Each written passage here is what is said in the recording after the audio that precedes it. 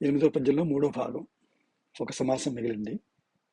అంబ నవాంబుజోజ్వల కరాంబుజ శారద చంద్రచంద్రికా డంబర చారుమూర్తి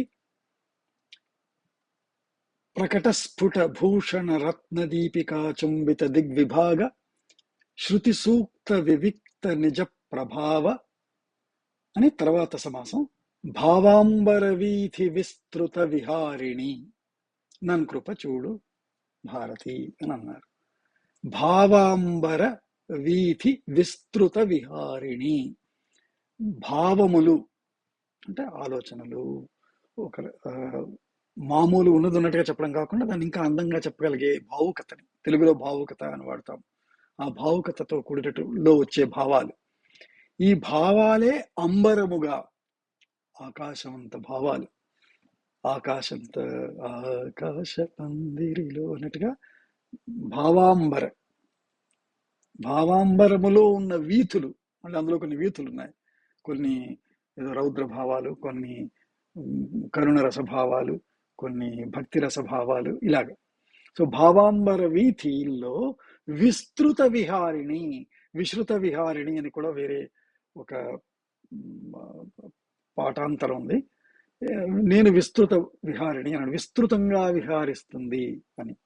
విస్తృతంగా అంటే వివరంగా, కావలసి యథేచ్ఛగా విహారించే.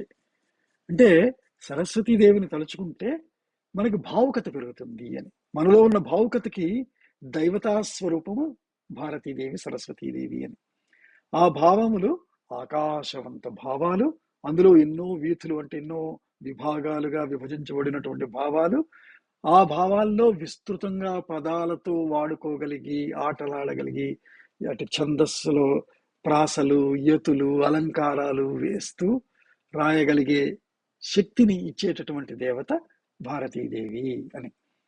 అందుకని ఆవిడ నన్ను కృప చూడు భారతి అని. అంబ నవాంబుజోజ్వల కరాంబుజ శారద చంద్ర చందికాడంబర చారుమూర్తి ప్రకట స్ఫుట భూషణ రత్న దీపికా చుంబిత దిగ్విభాగ శృతి సూక్త వివిక్త నిజ ప్రభావ భావాంబర వీథి విస్తృత విహారిణి నన్ కృపజూడు భారతి అని. దీని మీద మీకేమర్థమైందో రాయండి, మీకు అనిపించిన భావాలు రాయండి.